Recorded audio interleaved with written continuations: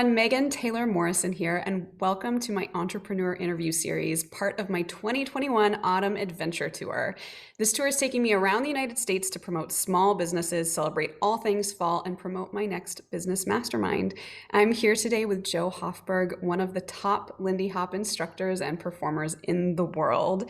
And Joe is a savvy creative entrepreneur, an advocate for women's empowerment, and most importantly, a thoughtful and caring human who's committed to her personal and professional growth. It's been an absolute honor to coach Joe over the course of several years, and I'm so grateful to be featuring her today. Thank you for being with us, Joe.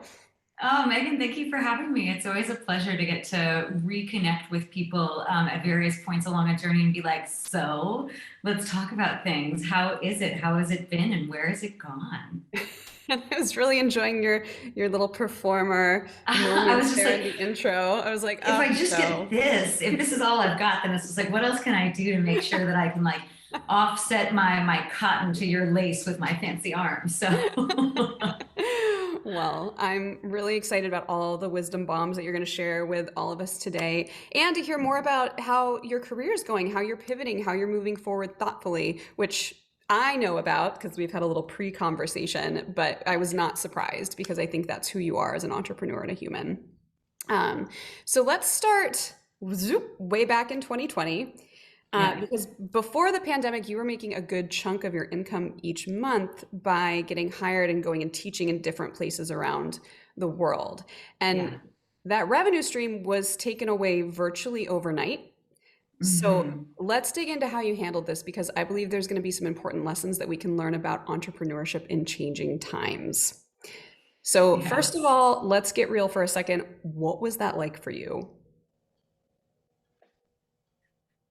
So at the beginning, it didn't really seem real. I think at the very beginning, I was like, oh, cool. Like I now just got so much of my time. Like there's all this training I've been meaning to do. Like this is like a strongly suggested vacation. So I was like, okay, great. And then the dance studio started to close. And I was like, wait a second. That was a part of my plan of like how I was going to keep myself busy.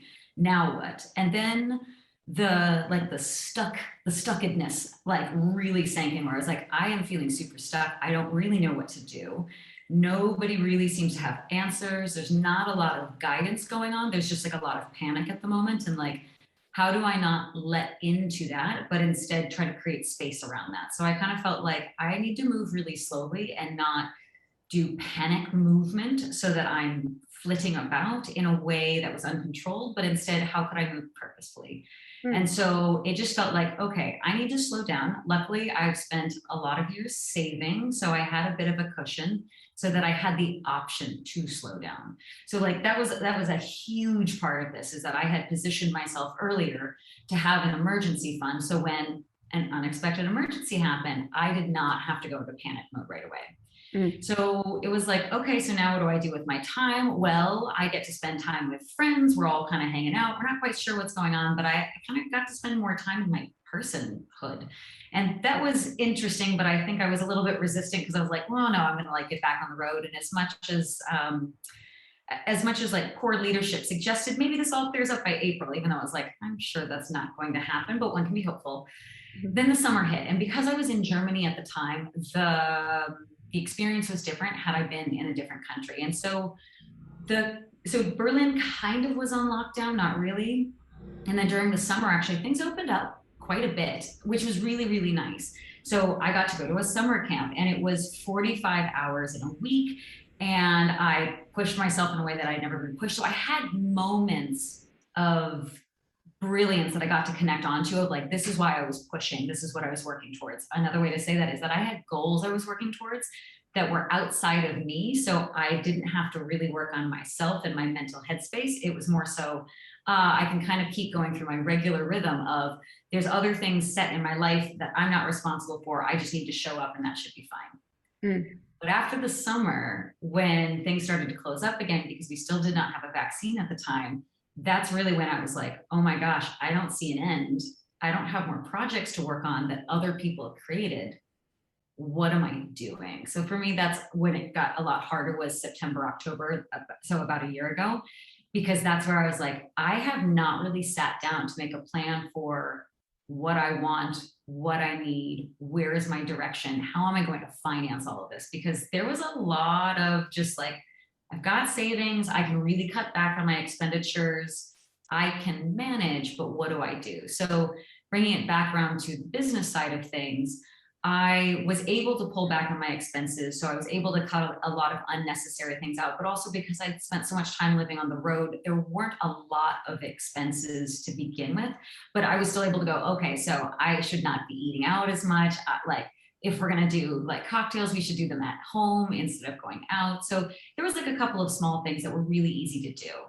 And then there was some Zoom classes I was able to do, but I wasn't really sure about how all that was going to work. Luckily though, I also had an online company called iLindy, which is an educational platform for Lindy Hop with me and my dance partner, Kevin St. Laurent.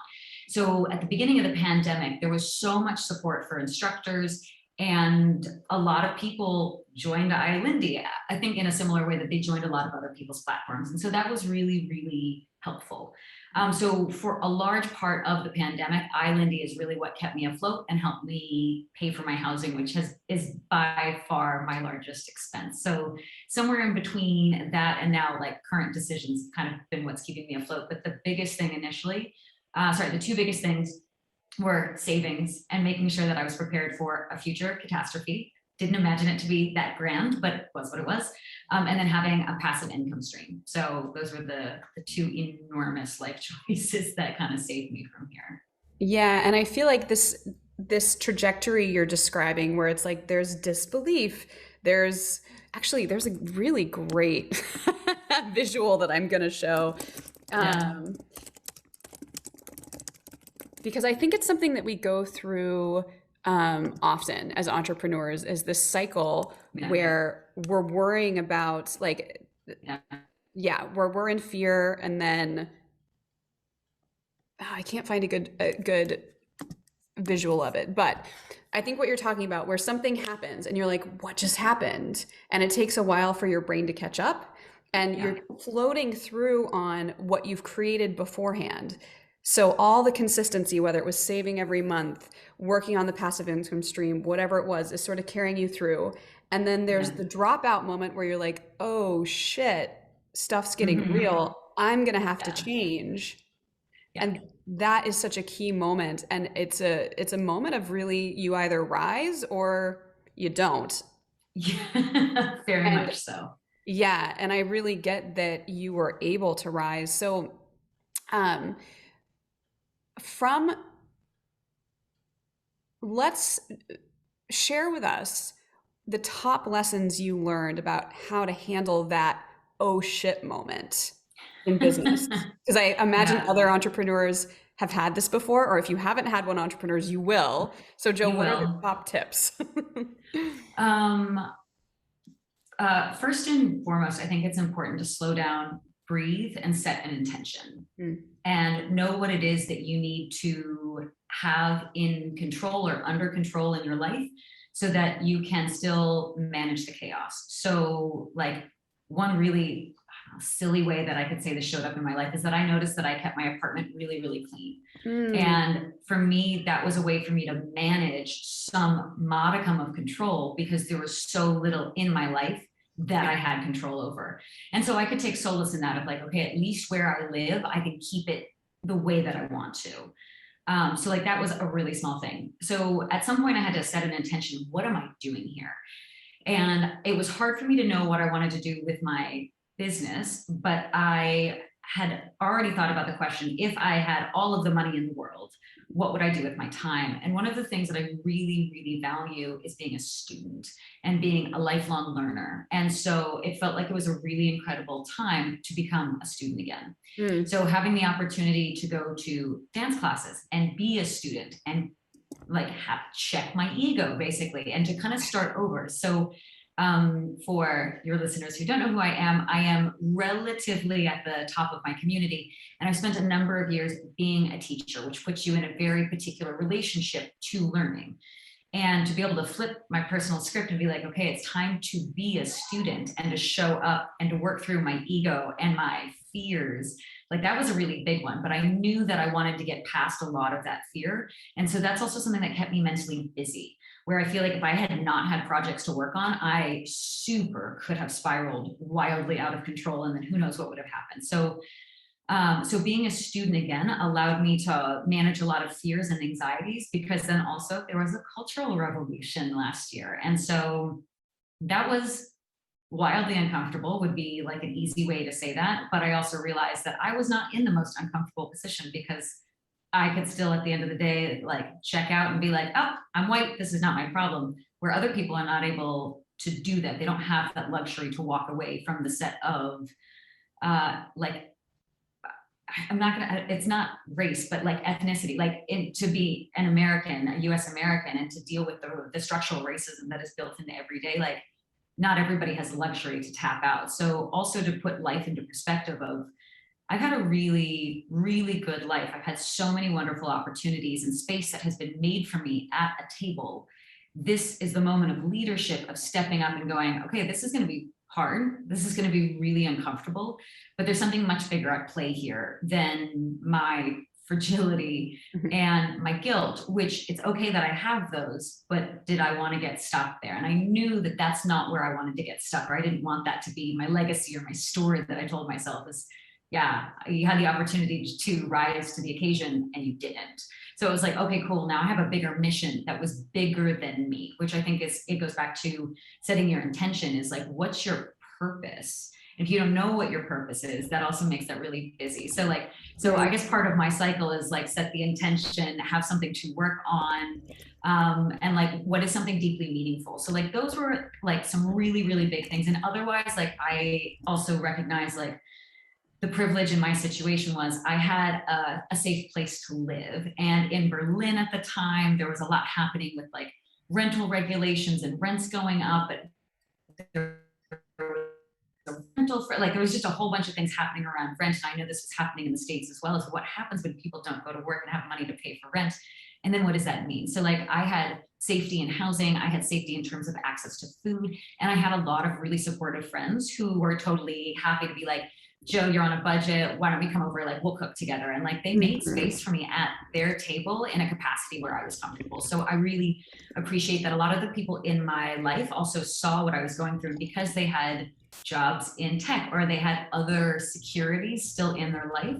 They were able to be generous in a way that allowed me more space and grace. So like, I would say like, those are some of the really big themes, is like, take your time, like know what your purpose is, and then like really drive forward. And for me, having a purpose outside of myself, but feeling like I was part of something bigger, made all of it far more manageable. So those were, I think, some of like the big lessons over the last year and a half.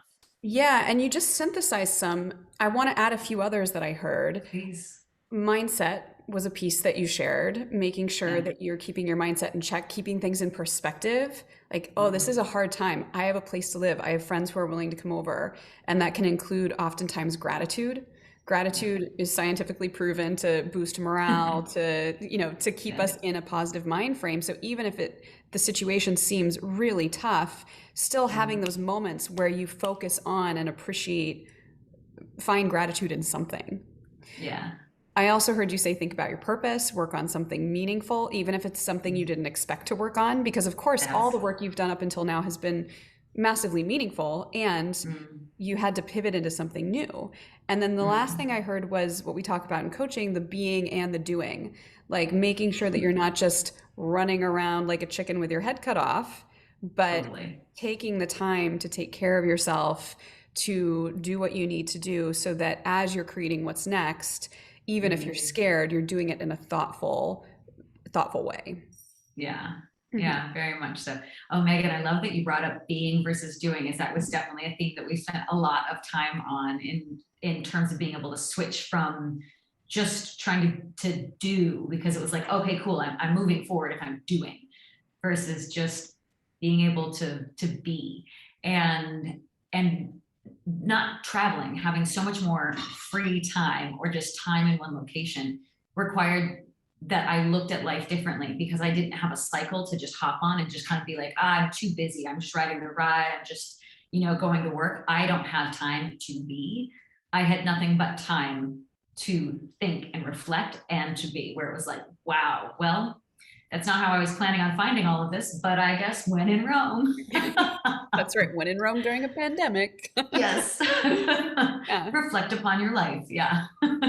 And so let's dig in a little bit more to two other things that you've mentioned, both Mm, Islandy, the passive income yeah. stream that you talked about, and also the Black Lives Matter movement, because in 2020, that Mm, was an event of critical importance, this massive momentum mhm. growing around the movement for valuing Black lives. Yeah. And inevitably, this of course sparked conversation in the Lindy Hop community about honoring the roots of the dance and Yeah. about representation in with Mhm. instructors, etc. So up until this point, you had Islandy, so the online learning platform you created with one of your dance partners, Kevin, where Yeah. you guys had a bunch of videos of you teaching different moves, giving the basics of Lindy Hop up to more advanced videos, and Mhm. that brought in a certain level of income every month. Yeah. Um, Tell us about how you've chosen to realign that business based on what's Mm. unfolded. Yeah. So the cultural revolution very much made everybody take pause. Or another way to say it is that um, incidences similar to what happened to George Floyd have been happening for a really long time. The main difference is that there was video of it, and people had slowed down enough that it was really hard not to acknowledge what they saw. And it was really hard to make an excuse of, I'm too busy, because nobody was too busy. A lot of us were still kind of just figuring out, what are we doing tomorrow? So, so being present for a historical moment like that, like as a white person, I have felt many ways about that, of like, how did I not know? Why has this been talked about? Why do I feel so unversed? Like, how much about the world that I've grown up in do I not understand about? And so, because I had time on my hands, and because I pride myself in being a lifelong learner, I spent a lot of time listening to a lot of podcasts and attending a lot of workshops and online lectures, and just trying to take in as much information as I could, because I knew I was not in a place of knowledge. I was not deeply rooted in knowledge, despite being an instructor within Black culture. So, a very easy word to say now, which I did not understand then, is that I am a guest in Black culture, and the honor and privilege that comes along with being a guest in somebody else's culture. And what does that mean? And how do you show up? So, to kind of get back on the thread of learning, I think it's really important, especially for business owners, when you don't know something, that's okay. You don't have to know everything. And if it's something that feels really critical to your business, take the time to learn about it and hire other people to teach you. And it's not because you couldn't get there on your own, it's because you value your time. You want to expedite the process. So, like, for example, Megan, all of the work that we did, I'm sure I could have done that on my own, but it might have taken me 15 years. So, you helped get me through my shit far, far quicker, because there's a level of accountability when you have a coach. Signing up for workshops is also a level of accountability. And I also knew that I knew that I did not know what I did not know. So I just needed to take in as much as I could, so I could hear the repetition themes about what was important, what was something that I was not getting, what is something that is not a part of my lived experience, but is still incredibly true for people that hold different identities to mine. And so, through that learning opportunity, there also required a level of reflection with my online business, because the online business is between me and Kevin as the two front instructors, or the only instructors on the platform. And as we are two white, cis hetero individuals that very much fit the stereotype of like the older man, the younger woman, um, I mean, it makes sense like why we have done so well, but it also feels like, okay, if we keep going with things the exact way they are, for me, that really says that we lack imagination. And as somebody who lives in a dance world, it feels like, but that's what we're doing, is that we are being imaginative with our bodies, our hearts, and our minds. And one of the 5 tenets of Black American social dancing is improvisation, and another one is individualization. So between those two things is like, how do you show up as your own self And how is it that you improvise? And this felt very, very much like a really important moment. Also, that fact right there was from a workshop called Collective Voices for Change. So it's actually a group, and they put on monthly workshops. And one of the professors was Professor Thomas DeFrance. So a link to that could be put in the show notes. So hearing that, it just seemed like, okay, this is a great opportunity to step up and reimagine something that we already have. And the incredible thing about reimagining a business, depending on how you feel about this, is that if nobody else is doing it, it doesn't mean it's a bad idea. It means that there's a lot of success on the other side. I think that this is a famous story. Like somebody goes to India and sees that nobody's wearing shoes, and one person's like, oh, nobody wears shoes, like we couldn't have a business here. And somebody else goes and it's like, nobody's wearing shoes, that means everybody could be a client. I think that there was something like that. So in a similar way, it kind of seems like, okay, well, nobody's doing an online business in this capacity. So that says that the bar is actually fairly low, and presuming that people like the idea, there could be a lot of success on the other side. So that's speaking in very vague terms. To be more specific, one of the things that we at iLindy are working on is making sure that there's more representation. So we've got the white cis hetero box checked. A lot of the boxes that are not being checked is literally any other type of diversity or representation. So in terms of either sexual orientation, ethnicity, and let's say role reversal. So for the non-partner dancers that are listening to this, the two primary roles in partner dancing are a leader and a follower. And another way to say that is somebody who is speaking and somebody who's listening. And before the pandemic, Kevin and I were already working on kind of adjusting how conversations were being had within the lead and follow world, where I could be still on the right side. So for my non-dancers, it tends to be in Lindy Hop, the primary foot that a follower starts on is the right foot, and the primary foot that a leader starts on is their left foot. This is not an always, it's just an often. And right-sided footwork, how could I be leading? So it's not that I have to switch roles entirely, it's that I can still exist in the role I have trained, but the conversation gets to be switched about who is speaking and who is listening. So we called that concept trading eights. It was not an original concept, as in we couldn't have created that out of nothing, but it was something that we were pushing on. And so I had gotten to do that with a leader named Felipe Braga and another leader named Adam Krasowski. And so they were some of the many people that helped craft this message. So I was already in the headspace of thinking, how do we do something that's very similar, but put a twist on it so it's new and it's reinvented? And so with iLindy, it's like, how do we increase the diversity and the representation? So when somebody thinks about themselves, like, yeah, I'm a swing dancer, like I do Lindy Hop, iLindy, how can somebody see themselves in the company?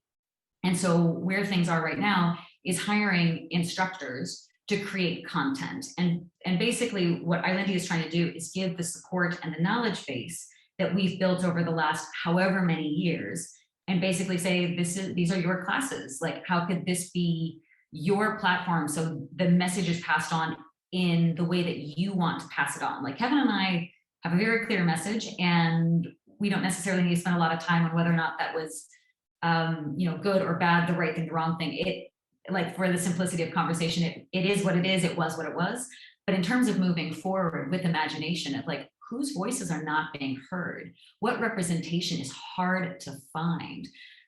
Who is not at the table? Like when you look around the room, who are you not seeing? Which is just as important as who you are seeing. So in the next number of years, because of course this is going to take a while to basically, the goal is to replace all of the videos of me and Kevin, and that's not to erase us, but that's to acknowledge and support others. So ideally in the next year, 2 years, we've been able to replace all 1,000 videos. We have slightly more than 1,000 videos right now, but how else do we, how can the company support people who are people who look like women as leaders and people who look like men be followers? And how can that be a part of the discussion of, it doesn't matter your gender identity. You could do either role because it's a set of skills that you're learning and muscles that you're flexing. There's lots of white representation online. So how could there be more Black representation online?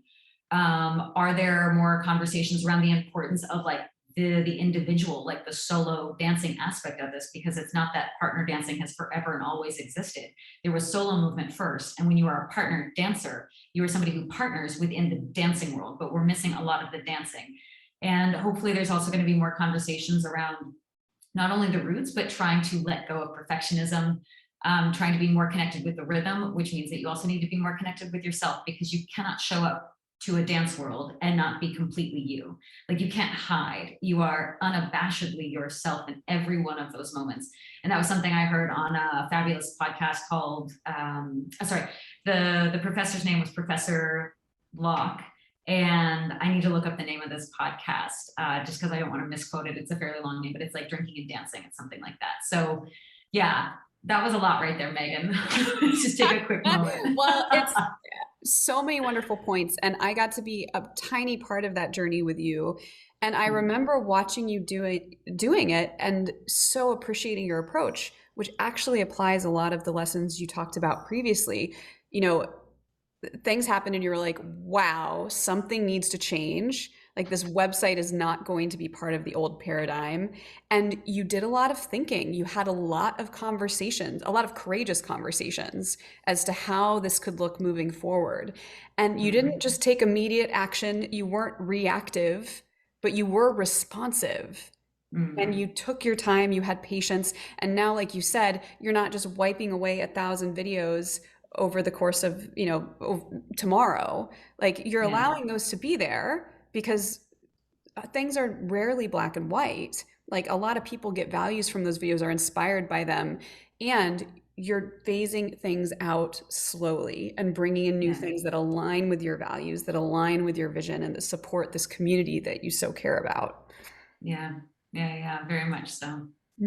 So, what wisdom is there from this experience with iLindy that you want to pass on to other entrepreneurs? I would definitely say to other white entrepreneurs that are guests in Black culture, is really dig into that and recognize the luxury of getting to do so, where it might feel scary or abrasive or like really challenging to one's identity. But on the other side of all of that, there's such a beauty to understand that you get to be a part of something so much bigger than yourself. And now you get to learn about another group of people doing amazing and incredible things. And so, I mean, this is also easier to say to other people who have traveled and have experienced other cultures and have a sense of being a guest somewhere else, where you're like, okay, this is, different than how we do it at home, but like, clearly it must make sense to them in some capacity, but also like, what is so lovely about being elsewhere? So like, it is scary at the beginning, but don't be afraid of being uncomfortable, because if you're only solving to be comfortable, that inherently means that you will not be growing, which means you'll be missing opportunities to not only level up yourself, but to level up your community. And since all of us are really working with other people, regardless if you're like in a single member LLC or not, like, we are in a community with others in the hopes that we are being supported and that we can support them. So dig into that. And it's okay that it's uncomfortable. On the other side, it's still uncomfortable, but it becomes normalized, where you're like, I'm just growing all the time. And, it's slow progress, but it is progress. But I now get to be a part of a solution instead of continuing behavior that was harmful and not seeing or acknowledging others. So for anybody that has yet to dig into that journey, which I would strongly encourage, if you also hold a female identity, then you might also recognize, when you live in a world where like men are in a position of power differently than women are in a position of power, like, we already have then a shared experience of where it's just like, God, why is it like this? Like, what would be possible if this was rebalanced?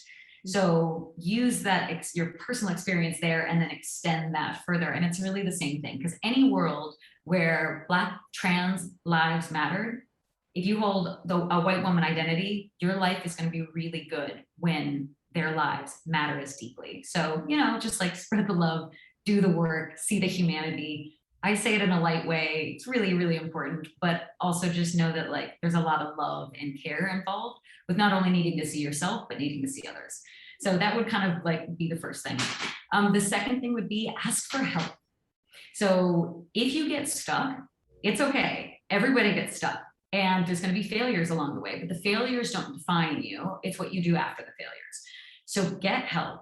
And if it costs money, pay the money. You cannot buy your time back, but you can absolutely make more money. So in terms of what you are spending, be wise about how you are spending your time and money. And if there's somebody who can teach you how to do the thing you want to do, or if it's a level of stress that you can outsource because someone else can take care of it, just do it. Like, bite the bullet and do it. Ask for help, get help, outsource where you can. And 3, take care of yourself. Like, if you need to get more sleep, you have to prioritize that. If you need to be eating better, do that. If you need like 2 hours a day where nobody can get a hold of you and you need to turn off your cell phone, do that, but do it consciously so that you don't end up doom scrolling on Instagram late at night. Nice. So beautifully put, Jo. A lot of life lessons from you, Megan. Well, these are the lessons that all of us entrepreneurs, I feel like many of us learn and continue to learn over and over again, because sometimes we forget. Yeah. So so true. I want to make sure we touch on your coaching experience with Me Too and how it's supported you over the years. So share with those who are tuning in, what inspired you to seek out coaching? So I had known for a while that what I was doing was okay, but I just felt like I was ready to be better. I was ready to be a better version of myself. And I just remember feeling like I'm not going to get there as quickly as I want to get there if I do this by myself. And I need help, but I didn't really know where to look. I didn't really know where to start. I didn't have the motivation to get, like, I wasn't so desperate that I'm like, I'm going to go to the internet and go look for this answer. It was just kind of like, okay, universe, like, I'm kind of getting ready. And then there was a festival in Richmond, on the East Coast. There we go. I was like, I think it was Virginia. So on the East Coast, and we were in contact, and you interviewed me for, I think, was it a blog post? Was it the website? It was one of the two. Some blog post for the process, the event in Virginia. Yeah. So you interviewed me for that, and then we got talking, and you told me what you did, and I was like, this is a sign. Like, I have been needing somebody like this. And you just kind of like literally fell into my digital lap, and I was like, okay, well, I should look into this. And it was very much in alignment with like what I needed and when I needed it. And I was open to the experience. So I think similar to like my career, right time, right place, right skill set, and like a little bit of luck. Like, had I missed you, for example, who knows what would have happened to all of this. So kind of a combination of those things. And then, so that's kind of how it started. And I think it was really, I think like if I look back to it, it was more so like, the way that I like to do things is actually quite intensely, and then I need like a big break. So it's like, how could I front load a project, work really hard for like 2 months, and then do absolutely nothing? And I was like, well, I know that there's a value in that. That's maybe something I need to address. There's other things around like taking care of it. There was just like lots of different things in my life that I was like, I could probably take care of this better, but like, I don't know, let's figure this out. And as I reflect back, I remember thinking like the first month, like, okay, cool. Like, I'm like getting to know myself better. Gosh, it's like I'm dating myself. This is kind of fun. And then the work really started. And I was just like, ew, I don't like myself. I didn't use those words, but like ostensibly it was, ew, I don't like myself. And this is really scary. It's really uncomfortable. And now it's super comfortable to say, because I've spent now the last year and a half incredibly uncomfortable. So it's just like, oh no, like, I mean, had somebody said, by the way, it's going to get so much more uncomfortable when you get older, I'd be like, I'm not getting older. Obviously that's not an option, but it would have been scary. And now I understand if somebody was to say, it just keeps getting more uncomfortable. And the thing that you change is not the discomfort. It's how you manage not feeling like you are in control of everything. So how is it that you can use that improv spirit that we use in partner dancing or in non-choreographed dancing? How is it that you use that connection to your improvisation? How do you keep that in your spirit? So when the world requires that you improvise, that you feel like it's a wonderful challenge because you have tools to do so, and that it doesn't completely throw you off your rhythm. So, so that's kind of where the coaching started. And that's like, was the entry level, like, okay, shove you in. Okay, we're going to just like wedge this thing open. Good luck with that. As people are listening, they're probably like, oh, I don't know if coaching is right for me. So let's get on to like the results. They're really good. Yeah. We'll talk about both personal and professional results since you worked on Yeah. both areas. So, Yeah. what were Yeah. some of the personal results that coaching helped you achieve? Mm. So through that discomfort, and one of the reasons I come back to that is that I feel like a lot of the students I work with, including in the dance world, they're worried about being uncomfortable. And it's like, I like your progress should be more important than your focus on the discomfort. So maybe we also need to discuss like what are you focused on? But also, I think it's really important to talk about the learning process because I know as somebody who is a recovering perfectionist, the amount of times that I would go to dance class and be like, I don't have this. Everybody else around me is perfect. Everybody else is doing fine. Nobody else is struggling. And that's absolutely not the case. That's just kind of like a story that I think a lot of us fabricate to justify our discomfort instead of just feeling like I'm learning. And that's exactly what I'm here for.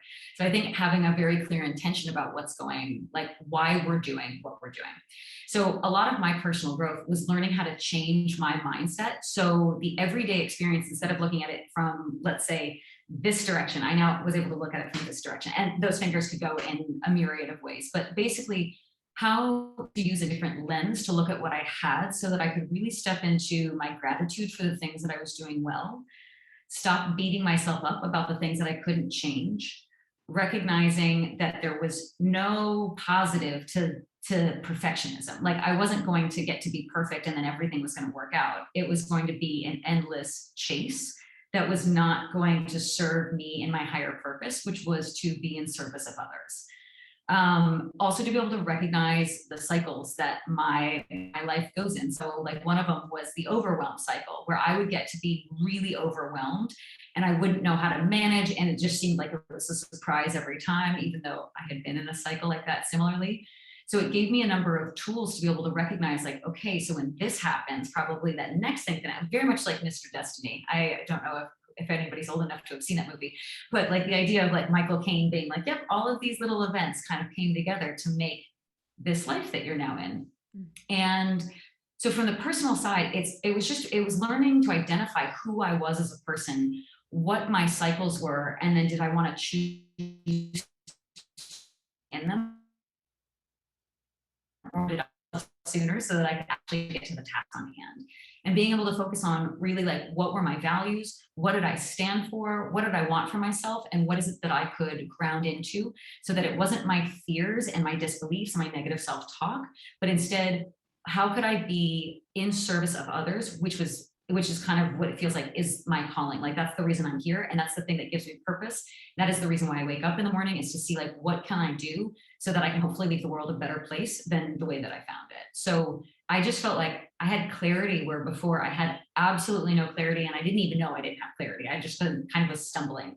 And then I felt like I actually see a path forward, and it's a path forward that I'm choosing instead of somebody else putting me in it. Oh man. Uh. So professional goals, like these two go hand in hand because Totally. as you're working on your career, things like not getting stopped by perfectionism, things like improving self-care, things like everything you just mentioned are critical for up-leveling in the professional realm. As you did that work on yourself, what professional results did you see? So over the last number of years, certainly in the competition circuit, which is one of the ways that people kind of uh, measure progress, just because you're like, well, let's see how we did last year, is that I've gotten to take a number of, or sorry, I've had the great opportunity to be approached by a number of up and coming leaders who have wanted to level themselves up. And the competition in the Lindy Hop world is called a pro-am. And so as I showed up as the professional and they showed up as the amateur, to bring people into my world and to feel like I could be very confident as a woman getting to speak with men who, and that just happened to be what the case was, as a woman getting to speak with other men from a place of confidence of like, let me bring you into my journey, and for them to also show up with a level of respect that I did not have to question whether or not I deserved that or earned it. I felt like I got to break free from my imposter syndrome, kind of who as like in my personhood. And then that did not need to show up in my business. And so I just noticed year after year, I would be doing multiple pro-ams And it also meant that I had to be centered in myself to be able to mentor other upcoming men, which a lot of the times there's so many, I mean, depending on who you're talking to, there's so many conversations around women wishing that they had more women to mentor them. But also what I would love to hear more of, which maybe it's happening and I'm not in those corners, is I would love to hear more men saying, I want to get to work with strong women, because it's something, it's a lack of balance that I have in my life, is that I don't have more women that I can comfortably turn to that are not my romantic partner or partners, but instead are there for me through mentorship. So that was something that I was able to do much more comfortably because of the work we had done. It allowed me to create online programs. So I had some competition programs. So it's like, I'm going to run an online competition before the major competition, the International Lindy Hop Championships, which are going to be coming up at the end of November next month. Woo woo. And how is it that I can get people all over the world to decide that they are going to sign up, hold themselves accountable, submit dances every single week, and basically just do that on their own. But the idea of like every week we're going to get feedback or give feedback. So like, how did I wrap my head around, am I worthy to do that? Is my name big enough to do that? Is anybody going to listen? Does anybody care? How am I going to manage this? What is it that they need? So like, what were the questions I needed to ask myself in order to have the confidence to even start building a project? And then once I was on my way, it was like, actually, I already know how to do this. I've already done a lot of this work before. Oh, I was just standing in my way. So that's a personal thing, but it very much shows up in your professional life, is where are you standing in your way and how are you going to sabotage yourself? So being able to identify those two things so that you know how to get out of that cycle and move forward. Or even like very similarly, like taking on like coaching private students. So whether or not it was doing choreography requests where somebody would send me their choreo and then I could take a look at it and be like, okay, so here are some places where it looks like you're not dancing at 90%, you're dancing at 50%. Like you don't look like you're giving it your all. Here are some various ways to do this. You're not extending your lines. You could get deeper. So some of it's much more cosmetic, but then we can also talk about like how much training time do you have, to moving into like, let's actually coach around business. Like how often are you practicing? Why are these the decisions that you've made? Like, what is it that you're trying to get out of your dance business? So kind of moving into like a different type of dance mentorship. So because I had worked through all of my personal stuff, where before, and I very much remember feeling like I am imperfect. This is so scary. Like, how will anybody ever respect me? And now I understand on the other side of that, through those imperfections, I am actually much more of a relatable character. So instead of trying to hide behind the mask of perfection, it's like, oh no, like lots of mistakes, everyday mistakes, mistakes all over the place. But that's not what needs to stop me. That's actually something that means that when somebody else has a problem, I can be like, I went through something similar. Not that our stories are the same, but like, here are my learning tools that I wish I had known in advance. Maybe something like that will help out, just so that other people recognize like they're not alone in these journeys. They're not fuck ups just because they've made a mistake and struggle to recover, but that it's truly human to err and to make mistakes. And the question is whether or not you feel like you have a community or you've got somebody like a coach in your corner to help you work through your stuff. Nice. Yeah. So, like launching new programs, taking different approaches to existing programs, it just so many different beautiful things that you created. And I think my final question for you would be, who is, I'm going to ask in third person because we're going to make a Yeah. mashup. So this is a little weird, but Okay, sure. who is Meg as a coach?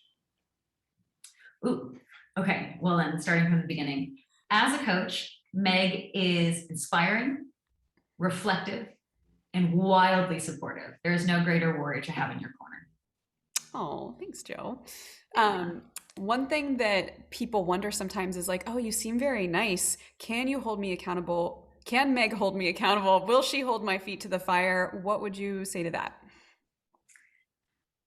Oh, that's a great question. I mean, okay, the very first thing that comes to mind is that you, like as a coach, you are only able to hold somebody accountable in so much as they will allow somebody to hold them accountable.